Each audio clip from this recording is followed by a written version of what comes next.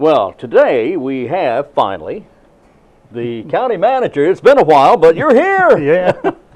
How are you doing? Fine, Wayne. Glad to be here. Mr. George Wood, County Manager of Wayne County, North Carolina. Thank you for being here. I appreciate you coming in. We're delighted to be here. Now, let's see. You've been county manager officially a little over a year. Is that right? Yeah. Okay. About 16 months. About 16 months, and I could ask how things are going, but I'm not. We just finished the budget today. Yeah. And was voted on by commissioners. And I'd ask you to walk us through the process. The commissioners kept referencing you, kept referring to you about how well you did in putting the budget together, how much they appreciated the clarity of it, and how they were able to easily read it and make decisions about what to do. So walk us through the process of where does it all start? How do you write a budget for a county? Well, it really starts in late December, early January. We have a budget retreat with the board. And what I'm trying to do there is not talk money, but talk priorities. And so we try to nail down what their goals and objectives for the next year are. And you generally can't get all of those in, but you have a good idea of what the board wants to see in a budget and the direction they want to go for that next year. And then after that, we start with our department heads, and we have them submit operating budgets, but also a 5-year capital plan. So with that, we're able to also sit down with them and say, here are the goals that the board wants in here. So my direction to department heads is, you can look at doing other things during the year, but what comes first is what the board wants to see. And so that's pretty much our direction to them. We have good department heads. They've all carried that out. We then go through, look at and meet with each one individually, go through the budget line item by line item, each budget, and make the cuts where we think they're appropriate. And in some cases, I'll actually add a little money if I think they're low on a line item. Now, that's rare, but it does happen. It is very rare. Sorry. Sorry about that. But so we do that, and then we look at the 5-year capital plan. I go over that with them. And then once they've made their recommendations, I go through on the capital side, and I make a recommendation to the board about what equipment or buildings or major maintenance ought to be done in what order, in which year, over a 5-year period. And of course, the biggest problem there, Wayne, as you can imagine, is you got to tie it to the money. Yeah. So most department heads, of course, want everything in the first 2 years on a 5-year plan. Well. So you know, I always tell them it's a cut and paste operation on an Excel spreadsheet because we load up what they want, and then as I tell them, I said, I'm just moving stuff to the right. Right. So we match up the money. But basically, that's how you do it. And then, of course, we try to do the manager's budget message is where I go over the major issues with the board. We have a reader's guide to the budget that explains the various funds we have. So we do try to make it user-friendly so that somebody reading it the first time can make sense of it. And we have, I think it's 24 different funds. And with that, in the front of each fund, I try to do a brief write-up of what is covered in that fund. What does it pay for? And so I think all of that makes it fairly easy for the board to walk through it, go through each of the 24 funds and have what they need. George, I think what much of the public is not aware of is the amount of mandates required by federal and state law. Now, here in Wayne County, well, in all over the state for that matter, but here in Wayne County, there's a lot that's mandated that our budget has to go to. You're exactly right. County government is an administrative unit of state government. Yeah. For instance, all of the programs that DSS runs or public health, they really are mandated by the state of North Carolina, and but they mandate in state law that it be carried out at the county level. So policy is set at the state level, but it's carried out at the county level. Right. And of course, they do send us some of the money to do that. We don't think that it's never enough. No. But they do send us a lot of money to do that. Yeah. But you're exactly right, Wayne. There are a lot of programs that are not optional. The board has to provide them, and all of these mandates add up, so that there's only a small part of the budget that's really optional. And that does tie your hands in a lot of ways, That's right. to where you would like to do things, but you can't always provide as you would like to provide. That's correct. Now, we've had a pretty good year this year. We have accomplished a lot. We're working on, we got groundbreaking on 2 new schools. That's right. Here in Wayne County. We got the Ag Center we're looking at getting started on soon, we hope, providing the money's there. That's right. So there's a lot of other things going on. So how do you feel about how we did this past year? What's your opinion? I think it's been a very active year. I would agree with you. You know, one of the big projects, of course, in the next week, we're going to get the bids on the jail. That's right. And so with that, I hope at the July meeting, the board will vote to award a contract to the lowest bidder there. We pre-qualified these bidders, which means that everyone that's voting we know can do the job. So really, it's just going to come down to who gives us the lowest bid, and we're ready to go. And of course, we've got the site. It's over on William Street. This is a project that we needed to move on as quickly as we could. We tried to do that, and we're looking forward to getting going on it. And we're spending we budget for about $900,000 a year to farm some of our inmates out. Well, we'll be able to use a lot of that money to help with our operating costs on the new jail. Let me make sure I heard what you just said. We spend $900,000 a year to let other counties take care of our inmates. That's exactly right. $900,000. Because we don't have enough space in our current jail. Well, we're going to fix that, aren't we? That's right. That's right. This will be, the current jail is 200 people. This will be a dormitory style jail. It's what's called a misdemeanor or a satellite jail. And I believe the count is 220 people it can hold. The other real savings, Wayne, is that the current jail, the way the more that have more security features than a dormitory style, it takes a lot more jailers to run. For instance, we're using about 70 jailers to handle 200 people in the current jail. We'll be able to run this one with 28. Wow.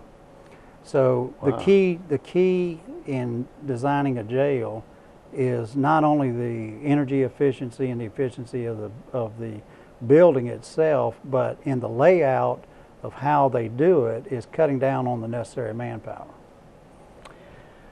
So, the new year begins, a new fiscal year begins July 1. What would you like to see here in Wayne County beginning, or what are we going to be working on in the coming year? Well, of course, the jail will be underway. We'll finish up the schools and finish up the renovation projects there. We'll continue to work on with the architect on the Agricultural and Convention Center, which I think was a big accomplishment, particularly bringing the city and the county to the table, and really the community college. They've been a good partner with us as well. No question. And one of the things we're doing there, a little bit of a sideline, is we're doing the drainage for that entire area. And the reason for that is the college property is worth a lot of money because they're landlocked, and we want to keep as much of that buildable acreage as possible. So we're able, by taking a pipe down their property line, getting to their back property where they have some low-lying area, we want to put the detention pond back there. But it will cover the city's 6-acre site, our 12-acre site for the ag center, but also the 19 or 20-something acres that the community college has left. So we don't want to eat up their valuable property putting a ditch and a drainage system in there. We want to utilize less valuable property there. But that's meant we brought all 3 entities to the table early on in the site design process there. There's also going to be, in that same project, a sports field that will benefit Seymour Johnson. Is that right? That's correct. It's called a P4 project under the Air Force standards, and this is a great project for the community. We need the facilities. We also need to do everything we can to make Seymour Johnson tied in with Goldsboro as much as possible, because if we get another round of BRAC, we want to make sure that Seymour Johnson and Goldsboro are the winners in that. And so by having this facility, and of course we're helping the city do that, it'll be their project, but they're renting the property. I believe it's 60-acre site from Seymour Johnson. So it's really a partnership between the city And Seymour Johnson, first of all, and the county's kind of a secondary partner on it as far as helping with the financing. You know, you seem to work very well with our Board of Commissioners. That's not, over the last 100 years, that's not always been the case.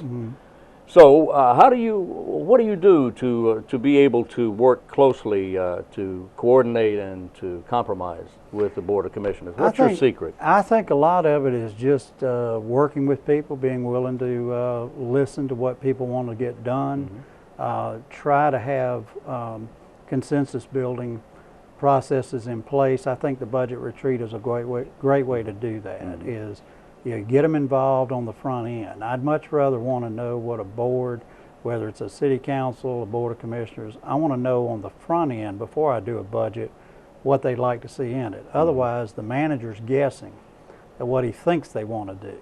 And if you guess wrong, you got a problem. Yeah. So, now, you've been in public service, I guess, what? About 38 years. All right, so you think you're going to stick with it, right? A little bit. Okay, yeah. well, 38 years. I think I found what I want to do. Oh boy, well, you grow up. You're going to do well. You've been doing this for a while, so how does Wayne County stack up? I mean, we live here, we all like it, and we know how things are, and it's a great place to live and raise a family. But compared to other parts of the country where you've worked, how do we stand? I think it stacks up well. There are a lot of assets here.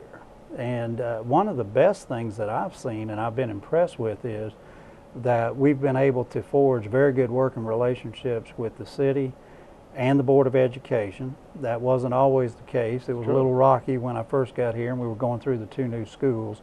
But I think we were able to work through that. We have a good, like I said, a good working relationship with both of them. The working relationship with Seymour Johnson is excellent. And even when we go through changes in base commanders, there's enough continuity there. So that works well. The chamber, we work extremely well with them, WCDA on economic development. So I think in terms of forging working relationships, this is as good as I've seen. And I give Wayne County and Goldsboro very high marks on that. Someone asked me when I'd been here a few months what I saw as the biggest issue, and I told them facilities. I think we are behind on facilities compared to other places. And you can see that from the fact of what we're having to put money into. You know, we've two new middle schools, 5 renovation projects for the schools, a jail, the agricultural and convention center. So there are a number of issues we've got on facilities, and we've still got issues with probation and parole, and we also have space needs both in public health and DSS. But again, all of those are fixable. They're doable. You know. But I think that would be the area I would say that was somewhat lacking, but this board's aware of that, and we're moving. How is the new infrastructure, the new highways and possible rail system that may one century move through the area, how is that going to affect Wayne County if it ever happens? Well, I think US 70 was a great project. And of course, as you know, the idea there is ultimately that would become an interstate. And I think that's a great idea because we need to get tied back into Raleigh and do away with as many traffic signals and things like that as we possibly can. And of course, we're extremely pleased that a large portion of it in Wayne County is almost through and getting ready to open. So I think that's a big improvement for us, and the sooner it gets completed all the way down to the coast, I think the better for all of us. Let's see. I believe you enjoy going to the coast, don't you? Yes, I do. Do you fish? No, I don't fish. You just enjoy the water? Yeah, I enjoy the water, and my wife and I have a boat, so we enjoy going down there. All right. So, and people may not, you've been here long enough, people should know you by now, but tell us a little bit about George Wood. Well, I was raised in Savannah, Georgia, and went to college at Georgia Southern. Then I went to graduate school at the University of Kansas, and from there I worked in a city as an assistant out in central Kansas for about 2 years. And then I came back to South Carolina, met my wife in the town that I first managed there, and we managed a couple of small towns there, and then I came up to Pinehurst and that was my first jurisdiction in North Carolina, and I was there about 6 years. That's Moore County, isn't it? Moore County, Yeah. beautiful area. Yeah. So we were there 6 years, and then we went to Kings Mountain, and I was Kings Mountain's first city manager. And that was an interesting process to be the first manager. From there, we went to Cleveland, Tennessee, and I was their first manager. And another interesting process. But Cleveland's a city of about 35,000 people at that time. And so we enjoyed East Tennessee, and then we went to Statesboro, Georgia. And Statesboro is where I went to college. Oh. So I was familiar with the town and told my wife we ought to look at that. So then from Statesboro, I went to Lincoln County. Okay. North and- Carolina. North Carolina. And my wife wanted to get closer to her folks. Her parents were getting up in years. And Lincoln County was about an hour and a half from her family, Okay. just below Charlotte. So we did that, and then I retired there. And So you stopped working. I stopped working for about 8 months and got bored Yeah, and yeah. had gone into a consulting business with 3 other retired managers, and we were doing interim manager jobs and studies and things like that. And then I was asked to apply here and interview, and was selected as the interim manager here. Thought I was coming for about 5 months to help them with their budget and find a new manager, and then they asked me to stay on, and I did have to think about it, but I think I made the right decision. I think you did too, because we've certainly enjoyed having you here, and look forward to your being with us for many years. Well, thank you. All right. Appreciate that. Mr. George Wood, I thank you for being with us, and anybody who wants to contact you with questions, inquiries, or even suggestions can do so through your office, right? That's correct. Very good. Both email and the phone. All right. Oh, through email. I forgot Yeah. about that. They could, couldn't they? That's right. All right. Very good. Okay, go to our Wayne County website, that's waynegov.com, and you can get that information. Great. Right, thank you. George Wood, our county manager, and it's been an honor talking with you. Thanks. Same here.